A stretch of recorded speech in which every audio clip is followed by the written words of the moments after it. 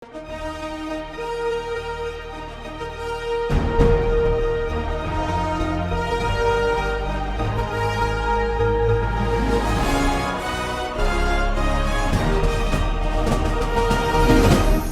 பார்த்து கொண்டிருப்பது உங்கள் ஜாஷுவா டிவி. சகல ஜனங்களுக்கும் நற்செய்தி.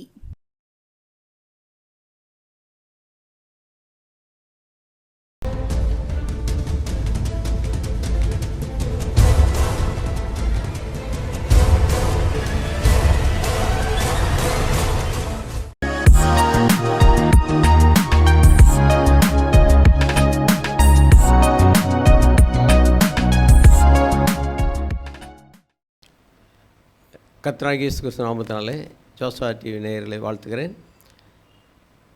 ரட்சிப்பின் நேரம் என்ற இந்த நிகழ்ச்சிக்கு உங்களை அன்போடு அழைக்கிறேன். பாவிகளை ரட்சிக்க கிறிஸ்து இயேசு உலகத்துக்கு வந்தார். இன்றைய ரட்சணிய நாள் இப்பொழுதே அனுக்கிற காலம். ஆகவே இது ரட்சிப்பின் நேரம் என்ற நிகழ்ச்சியின் மூலமாக கேள்விப்படுகிற உங்களுக்கு இது உண்மையிலேயே ரட்சிப்பின் நேரமாக இருக்கிறது. அல்லேலூயா. ஒரு நிமிஷம் ஜெபிப்போம். எங்கள் அன்பின் ஆண்டவரே, பரலோக பிதாவே, நாளின் கூட கர்த்தாவே ஸ்தோத்திரம். ஆண்டவரே, கிறிஸ்து பிறப்பை உலகமெங்கில் நினைவு கூறுகிற நாட்களாக இருக்கிற அப்படின்னாலே ஆண்டவர் உடைய வார்த்தையை நாங்களும் வேதத்திலிருந்து தியானிக்க போகிறோம். கர்த்தர் எங்களோடு பேசுவோம், பலப்படுத்துவோம். இயேசு நாமத்தில் ஜெபிக்கிறோம் பிதாவே, ஆமென். லூக்கா சுவிசேஷம் 2ஆம் அதிகாரம் 10 முதல் 12 வரை உள்ள வசனங்களை வாசிக்க கேட்போம். தேவதூதன் அவர்களை நோக்கி பயப்படாதிருங்கள், இதோ எல்லா ஜனங்களுக்கும் மிகுந்த சந்தோஷத்தை உண்டாக்கும் நற்செய்தியை உங்களுக்கு அறிவிக்கிறேன். மிகுந்த சந்தோஷத்தை உண்டாக்குற நற்செய்தி உங்களுக்கு அறிவிக்கிறேன். இன்று கர்த்தராகிய கிறிஸ்து என்னும் இரட்சகர் உங்களுக்கு தாவீதின் ஊரிலே பிறந்திருக்கிறார். பிள்ளையை துணிகளிலே சுற்றி முன்னணியிலே கிடத்திருக்க காண்பீர்கள். இதுவே உங்களுக்கு அடையாளம் என்று சொன்னான். அருமையானவர்களே, இது யாருக்கு சொல்லப்பட்டது, யாரால் சொல்லப்பட்டது என்று பார்ப்போமானால், தேவதூதர்களால் மந்தையை காத்து கொண்டிருந்த ஆட்டு மந்தை மேய்ப்பர்களுக்கு சொல்லப்பட்டது. மேய்ப்பர்கள் மந்தையை காத்து கொண்டிருந்தார்கள் ராக்காலத்திலே.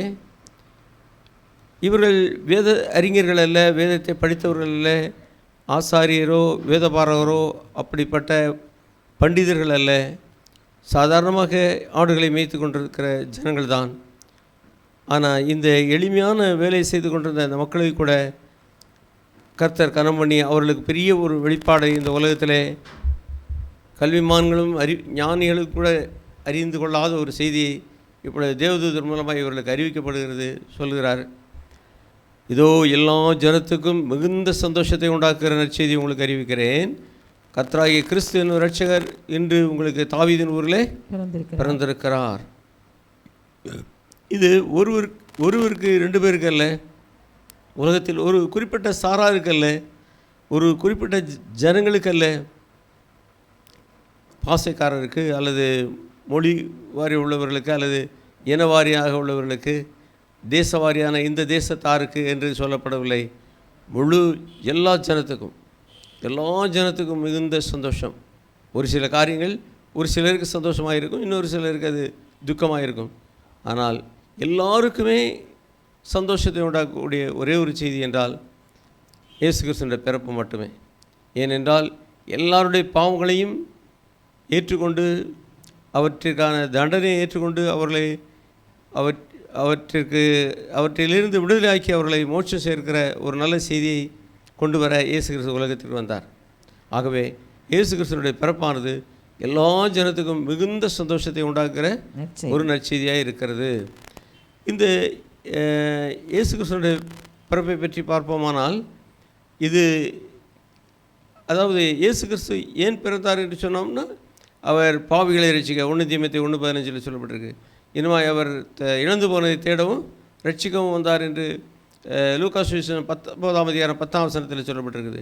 இனிமாய் நியாயப்பிரமாணத்தை நிறைவேற்ற வந்தார் என்று மத்தேயு சுவிசேஷம் 5ஆம் அதிகாரம் 17ஆம் வசனத்தில் சொல்லப்பட்டிருக்குது. அது மாத்திரமல்ல, 1 யோவான் 3ஆம் அதிகாரம் 8ஆம் வசனத்தில் பிசாசின்களை அழிக்கும்படி மனுஷகுமாரன் வெளிப்பட்டார் என்று வாசிக்கிறோம். அது மாத்திரமல்ல, பரிபூர்ண ஜீவனை தரும்படி வந்தார் என்று யோவான் 10:10 சொல்லப்பட்டிருக்கிறது. அநேகரை மீட்கும்படியாய் தன் ஜீவனை கொடுக்கும்படியாக உலகத்திற்கு வந்தார் என்று சொல்லப்பட்டிருக்கு.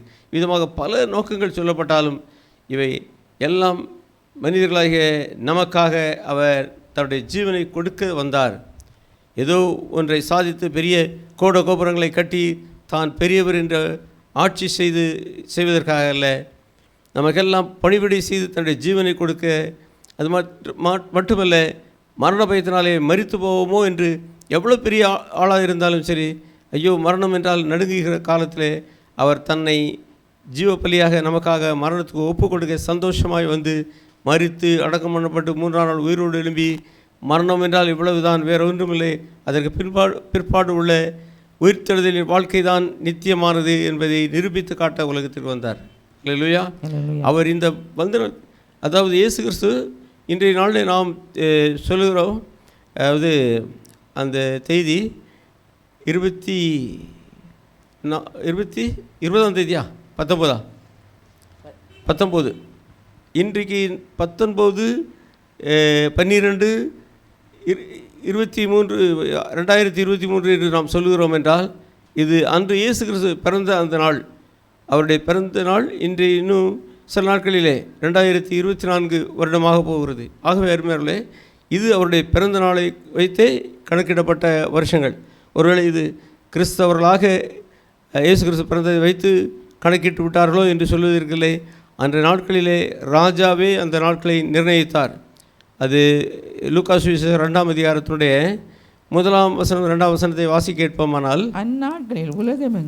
அந்நாட்களிலே உலகமெங்கும் குடிமதிப்பு எழுதப்பட வேண்டும் என்று அகஸ்துராயனால் கட்டளையிடப்பட்டது. சீரியா நாட்டிலே சிரேனு என்பவன் தேசாதிபதியாக இருந்தபோது இந்த முதலாம் குடிமதிப்பு உண்டாயிற்று. இதை நாம் சொல்ல போனால் அந்தபடி அப்போ இந்த மாதிரி, அதாவது மத்தியிலே நம்முடைய நாட்டின் பாசையிலே அதை புரியும்படி சொல்ல போனால், இந்த நாளிலே ஒரு கணக்கெடுப்பு உண்டாகி அது இதுதான் 1ஆம் தேதி என்று வைப்பார்களானால் அது எப்படி சொல்ல முடியும்? மத்தியிலே மோடி ஆட்சியில் இருந்த காலத்திலே, மாநிலத்திலே ஸ்டாலின் என்பவர் ஆட்சியில் இருந்த காலத்திலே, தமிழ் மாநிலத்திலே இவ்விதமாக இந்த நாளிலே ஒரு 1ஆம் குடியுரிமை எழுதப்பட்டது என்று சொன்னால் எப்படி சொல்லுவோமோ அதுபோல தான் அன்று அகஸ்தராயனால் உலகமெங்கிலும் பொதுவான முதல் குடி மதிப்பு எழுதப்பட்டது. அது 1ஆம் தேதி என்று வைத்து ஆரம்பிக்கப்பட்டது. அது அந்த அகஸ்தராயன் மட்டும் இல்லை, சிரனே என்பவர் சீரியா தேசத்தில் அதிபதியாக இருந்தபோது இந்த குடிமதிப்பு உண்டாயிற்று. இது ஒரு ஊரில் ஒரு ராஜா இருந்தார், அவர் வந்தார் போனார் என்று அப்படி சும்மா அடித்தளம் இல்லாமல் எழுதப்படுகிற கற்பனை கதையல்ல. அங்கே அந்த நாளில் இருந்த பெரிய பேரரசனும் உலகம் எங்களுக்கும் எழுதப்பட்ட அந்த குடிமதிப்பும் அந்த நாட்களிலே சீரியா தேசத்திலே தேசாதிபதி இருந்த சிரனே என்பவருடைய காலத்திலும் இந்த காரியம் நடந்தது. அது 1ஆம் தேதி. அந்த தேதிக்காக எல்லாரும் முன்னதாகவே அவங்கள் தங்கள் ஊரில் போய் தங்களுடைய பெயர்களை பதிந்து கொள்ளும்படி வந்தார்கள். அப்பொழுது மரியாளும் யோசேப்பும் தானும் பெத்லெகேம் ஊராக இருக்கிற அப்படின்னாலே அங்கே வந்து குடிமதிப்பு எழுதுபடி வந்தார்கள். அப்படி வந்தபோது ஜனக்கூட்டம் அதிகமாக இருந்தபடினாலே சத்திரத்திலும் தங்குவதற்கு இடமில்லை. அவர்கள் போய் சத்திரத்தில் போய் இடம் கேட்கிறார்கள். ஐயா, எங்களுக்கு பேர்கால நாட்கள் வந்து விட்டது, அவஸ்தையாக இருக்கிறது, தயவுசெய்து எங்களுக்கு சத்திரத்தில் இடம் கொடுங்கள் என்று சொன்னால் அவன் சத்திரத்தில் இடமில்லை என்ற பதில் வந்தது. சர்வலோகத்தை உண்டாக்கின ஆண்டவர் அவர் 1 தீமோத்தேயு 6ஆம் அதிகாரம் 15-16 வசனத்திலே சொல்லியிருக்கிறது. அவர் எப்படிப்பட்ட தேவன் என்று வாசி கேட்போம். இந்த பிரசன்னமாகுது, தேவன் தம்முடைய காலங்களில் வெளிப்படுத்துவார். அவரே நித்தியானந்தமுள்ள ஏக சக்கராதிபதியும் ராஜாதி ராஜாவும் கர்த்தாதி கர்த்தாவும் ஒருவராய் சாவாமை உள்ளவரும் சேரக்கூடாத ஒளியில் வாசம் பண்ணுகிறவரும் மனுஷரில் ஒருவரும் கண்டிராதவரும் காணக்கூடாதவருமாய் இருக்கிறார். இப்படிப்பட்ட தேவன் மனிதன் ஒருவனும் தலைகீழினால் தவறு செய்தாலும் அவரை காண முடியாது. அவரே நமக்கு வெளிப்படுத்தும்படி மனித உருக்கொண்டு இயேசு என்ற பேரிலே வந்து தம்மை நமக்கு வெளிப்படுத்தினார். கிருபையினாலும் சத்தியத்தினாலும் நிறைந்தவராய் நமக்குள்ளே வாசம் பண்ணினார் என்று எழுதியிருக்கிறது. அல்லேலூயா. இவ்விதமாக அவர் இந்த உலகத்தில் வந்தபோது அவருக்கு சத்திரத்தில் இடமில்லை. ஒரு ஸ்கூல் அது. அந்த ஸ்கூலில் வந்து ஒரு கிறிஸ்மஸ் நாடகம் போட்டார்கள். அப்போது கிறிஸ்மஸ் நாடகம்னு சொன்னாக்க ஒவ்வொரு பிள்ளைகளுக்கும் ஒவ்வொரு நாடகத்தினுடைய ஒரு பொறுப்பு கொடுத்தார்கள். அந்த வகுப்பில் ஒரு கொஞ்சம் சுமாராக படிக்கக்கூடிய ஒரு பையன் இருந்தான்.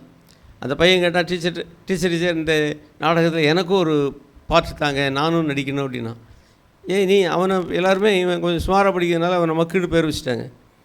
நீ என்னடா உனக்கு என்னடா வசனம் சொல்ல தெரியும், சும்மா இருடான்னு சொல்லி பார்த்தாங்க. இல்லை டீச்சர் தயவுசெய்து எனக்கு தாங்க, நான் கட்டாயம் நல்லா செய்யணும்னு ஆசைப்படுதேன், நான் நாடகம் நடிக்கேன்னா. சரின்னு அவனுக்கு ஒரே ஒரு வசனம் தான் சொல்லுவேன், கரெக்டாக சொல்லி முடிச்சிடுவேன் சரியா அப்படின்னா. சரின்னு ஏற்றுக்கிட்டாச்சு. நாடகம் திரை விழுந்தது, திரை அகன்றது. இப்பொழுது அங்கே காட்சி நடந்து கொண்டிருக்கிறது. யோசேப்பு மரியாளும் கழுதையை விட்டு இறங்கி அந்த இதை தட்டி கொண்டு இருக்கிறார்கள்.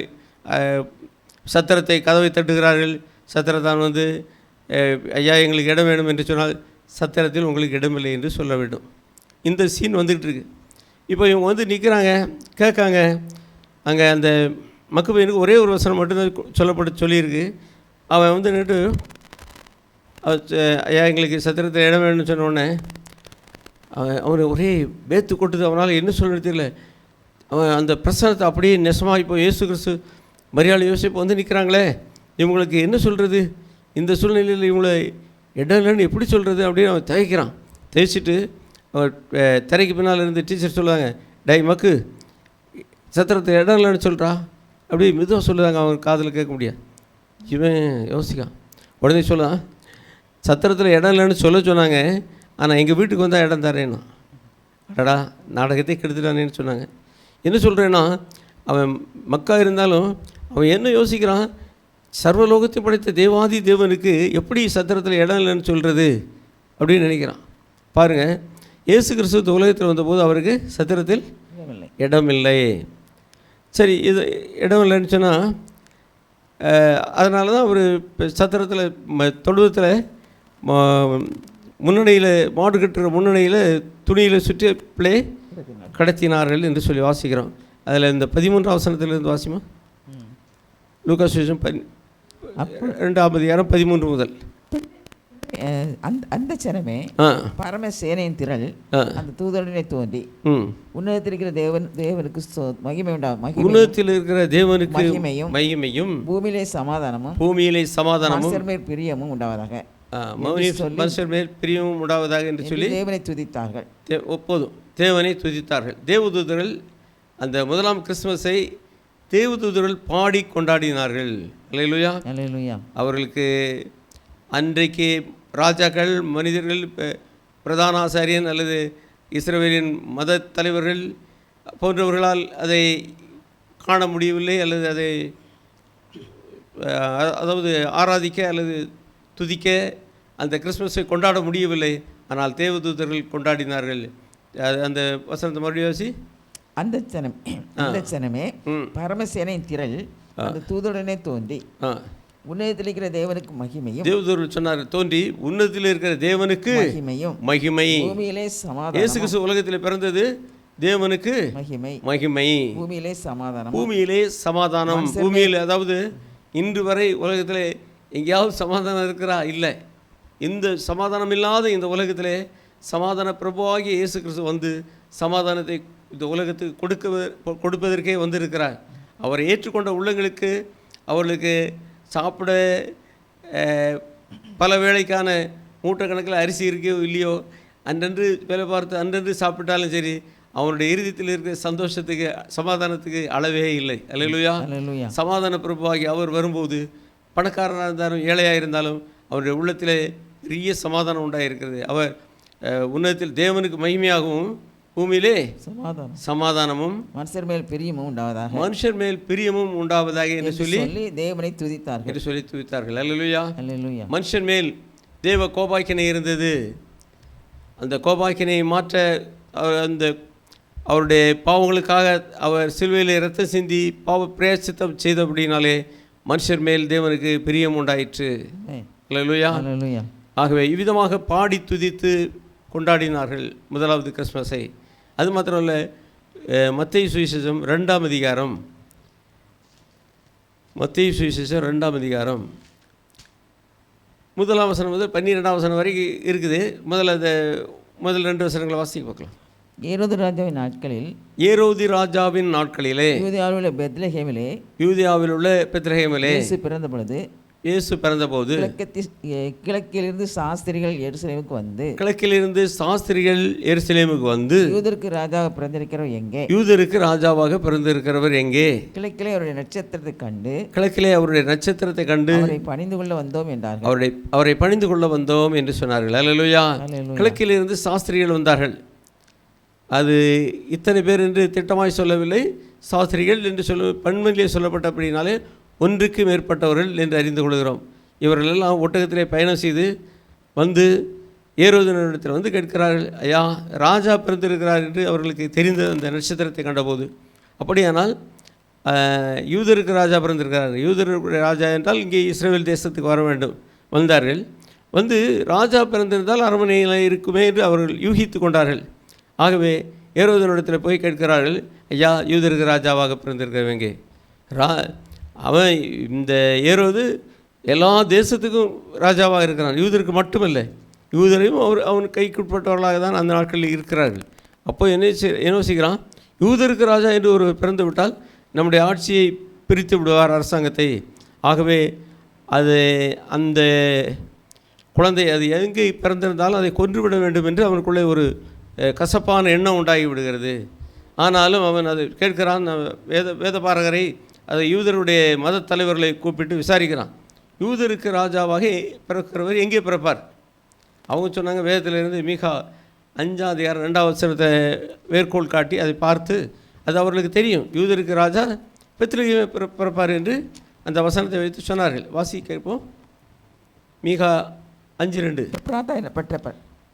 எப்ராத்தா எனப்பட்ட பெத்லகேமே, யூதேயாவுக்குள்ளே ஆயிரங்களுக்குள்ளே ஆயிரங்களுக்குள்ளே சிறிதாய் இருந்தும் இஸ்ரவேலை ஆளப்போகிறவர் உன்னிடத்திலிருந்து புறப்பட்டு என்னிடத்தில் வருவார் என்று சொன்னார்கள்.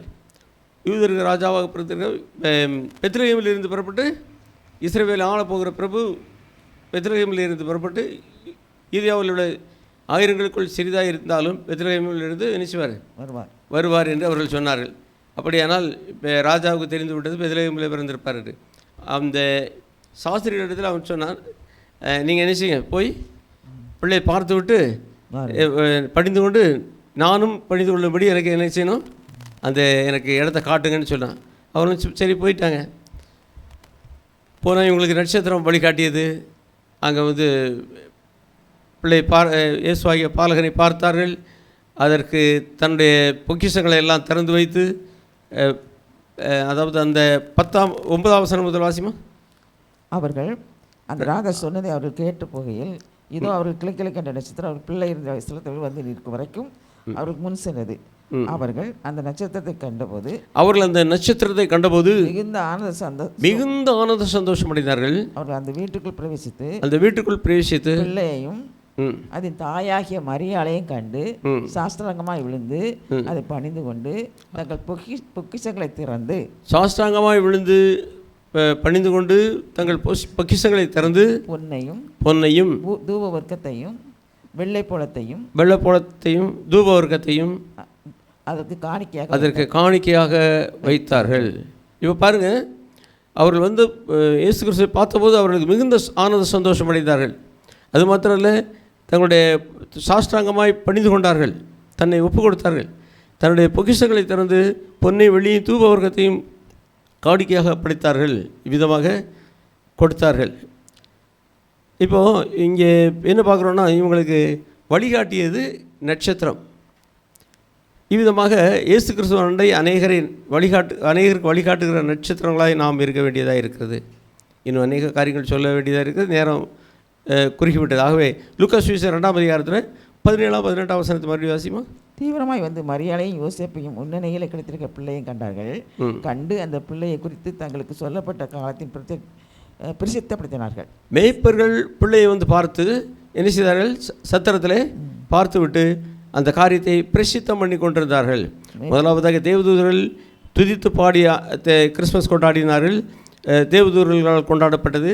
சாஸ்திரிகளால் சாஷ்டாங்கமை பணிந்து கொண்டு தங்களுடைய பொக்கிஷங்களை படைத்து பணிந்து கொண்டு அந்த கிறிஸ்மஸ் கொண்டாடினார்கள்.